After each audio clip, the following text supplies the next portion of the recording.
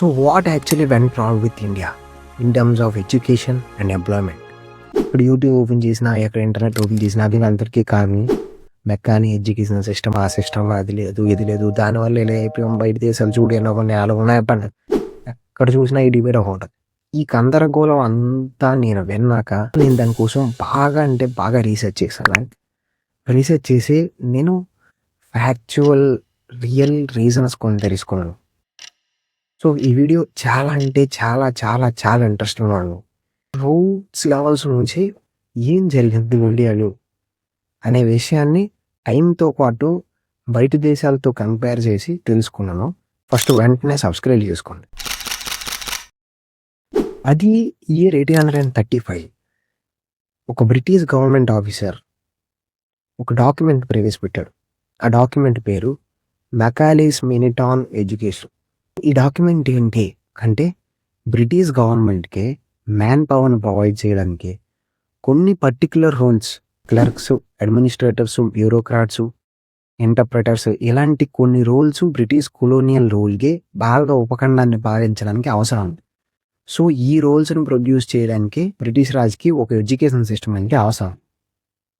దానికోసం sir Thomas బ్యాబిల్టన్ Macaulay ప్రవేశపెట్టిన education system అనేది కొలోనియల్ రూల్కి సపోర్ట్ చేయడానికి, మ్యాన్ పవర్ అందించడానికి కేవలం literacy, law and humanity, degree credentials వీటి మీద మాత్రమే బేస్ చేసుకున్న ఒక ఎడ్యుకేషన్ సిస్టమ్. ఇందులో ఇండస్ట్రియల్ స్కిల్స్కి, టెక్నికల్ స్కిల్స్కి, వొకేషనల్ స్కిల్స్కి అసలు స్పేస్ అనేది లేదు. అసలు వాటి డిస్కషన్ కూడా లేదు. 1835 ఇయర్. మొదటి ఇండియాలో జరిగిన రిఫార్మ్ డిస్పాచ్ రిఫార్మ్. ఈ రిఫార్మ్లో ఏం జరిగింది అంటే అఫీషియల్గా బ్రిటిష్ రాజ్ గవర్నమెంట్ ఇండియాలో యూనివర్సిటీని స్టార్ట్ చేయాలి అని పూనుకున్న ఒక రిఫార్మ్ ఇది. ఇక్కడ నుంచి ఎడ్యుకేషన్ ఒక సిస్టమ్ని ప్రమోట్ చేద్దాం, ఇంకా ఎక్కువ మందిని ఉపయోగపడేలా చేసుకుందాం అన్న ఒక పాయింట్ మీద ఈ రిఫార్మ్ స్టార్ట్ అయింది. ఈ రిఫార్మ్ జరిగినప్పుడు కూడా zero change in technical and vocational skills. కానీ డిస్కషన్ అయితే వచ్చింది. అంటే ఇప్పుడు ఎడ్యుకేషన్ సిస్టమ్ ఏదైతే ఉందో డిగ్రీ బేస్ మీద, థియరీ బేస్ మీద నడుస్తుంది కదా. దీంట్లో వొకేషనల్ కోర్సెస్ లాంటివి, స్కిల్స్ లాంటివి ఏమైనా ప్రవేశపెట్టి డెవలప్ చేద్దాము అన్నట్టు ఒక డిస్కషన్ అయితే ఈ టైంలో నడిచింది. సో 1854లో వచ్చిన ఈ రిఫార్మ్ తర్వాత నెక్స్ట్ రిఫార్మ్ అంటే ఈ 200 ఏళ్ళ ఇండియన్ ఎడ్యుకేషన్ సిస్టమ్ ఎవల్యూషన్లో జరిగిన నెక్స్ట్ రిఫార్మ్ ఏంటంటే హంటర్స్ కమిషన్. ఇది ఒక మేజర్ రిఫార్మ్. ఈ కమిషన్లో ఏంటంటే రూరల్ ఏరియాస్లో ప్రైమరీ ఎడ్యుకేషన్ ప్రాక్టికల్ లెర్నింగ్ ద్వారా ఇంట్రడ్యూస్ చేశారు. అంటే ప్రైమరీ ఎడ్యుకేషన్ అనే ఒక సిస్టమ్ని ఇండియాలో ప్రతి మూల నుంచి మొదలు పెట్టాలి అనే ఒక పాయింట్తో ఈ రిఫార్మ్ జరిగింది.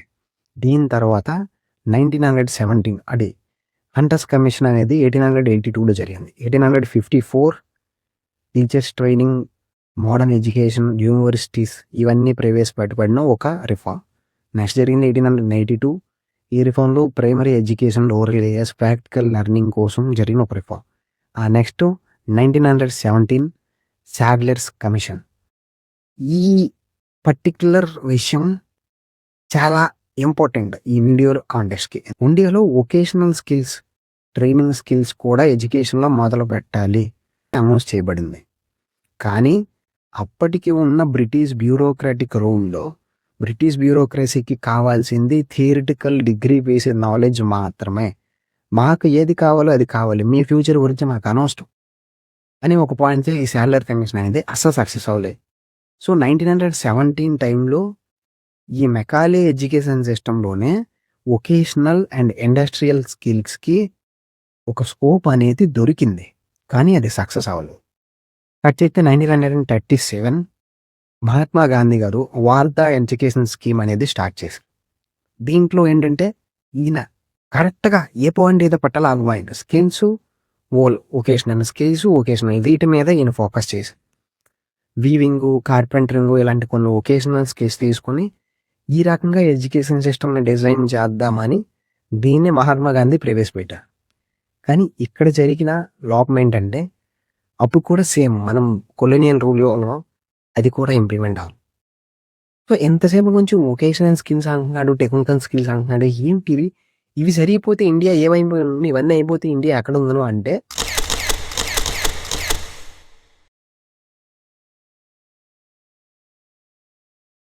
మొదటి ప్రపంచ యుద్ధం, రెండో ప్రపంచ యుద్ధం.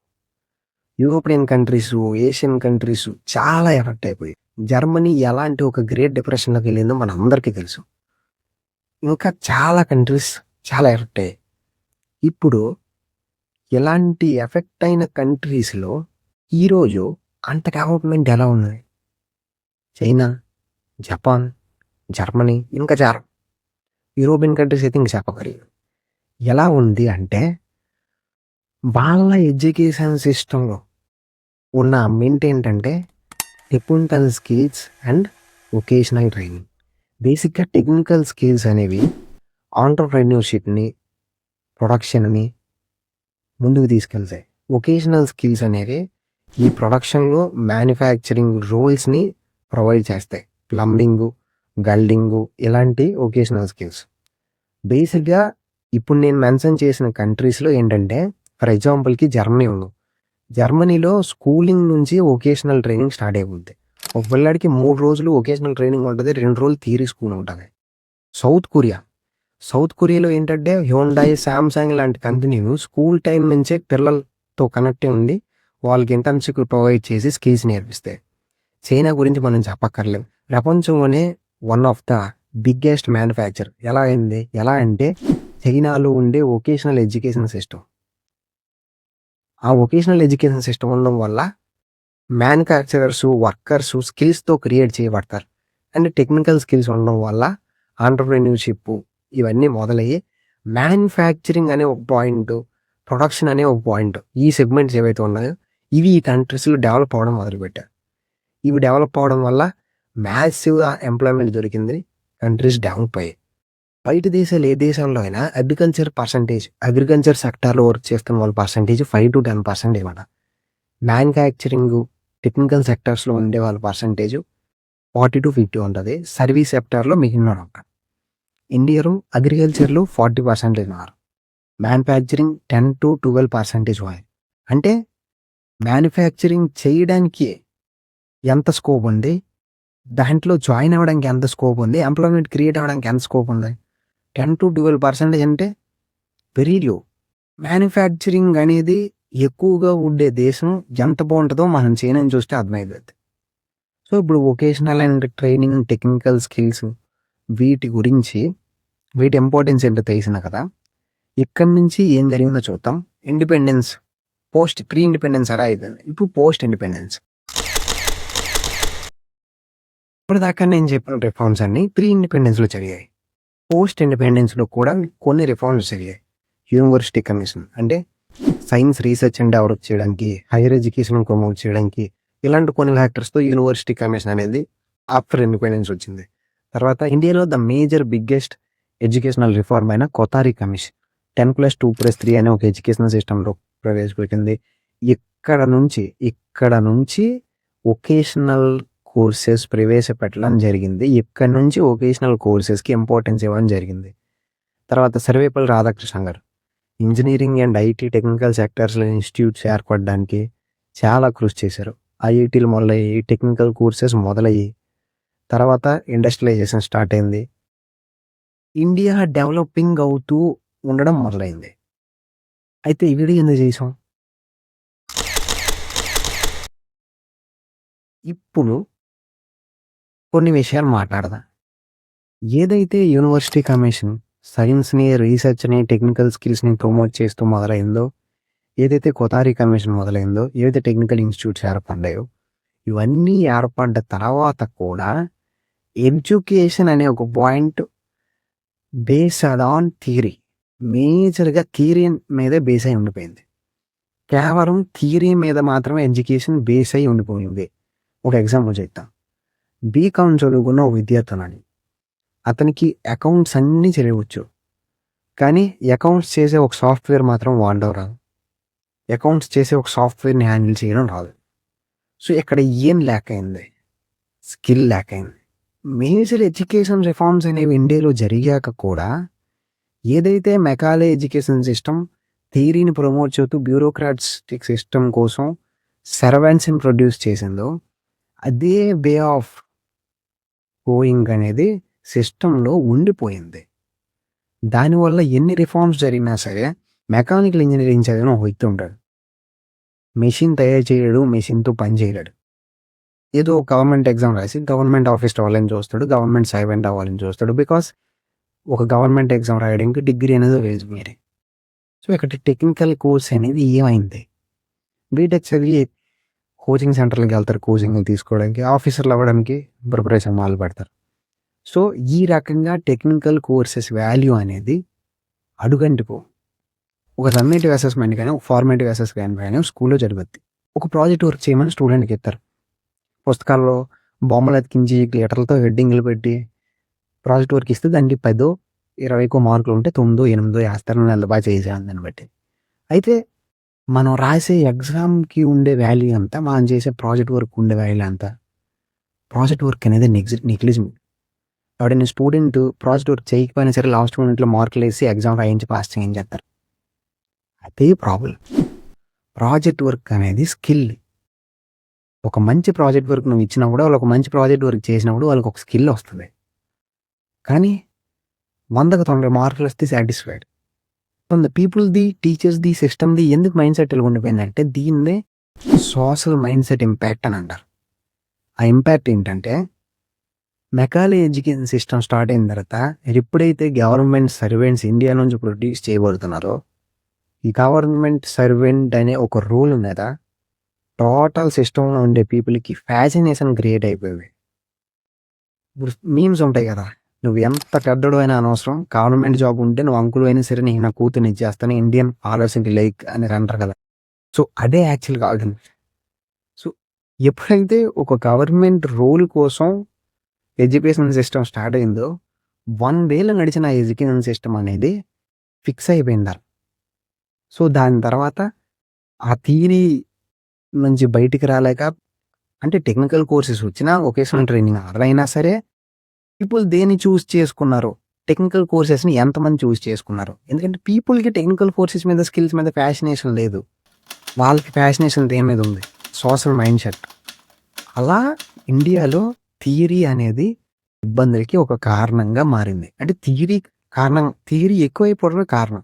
థియరీతో పాటు ప్రాక్టికల్ ఇన్నోవేషన్కి, ట్రైనింగ్కి, స్కిల్స్కి ఇంపార్టెన్స్ ఇచ్చి ఉంటే ఈరోజు ఇలాంటి పరిస్థితి ఉండేది కాదు. ఈరోజు ఇండియా కూడా ఒక మ్యానుఫ్యాక్చరింగ్ హబ్ అయి ఉంటే ఎంతమందికి ఎంప్లాయ్మెంట్ దొరుకుతుంది? Of course India and China population అనేది సేమ్ ఉంది. కానీ చైనా పాపులేషన్లో ఎంప్లాయ్మెంట్ అంతా, ఇండియా పాపులేషన్ ఎంప్లాయ్మెంట్ అంతా.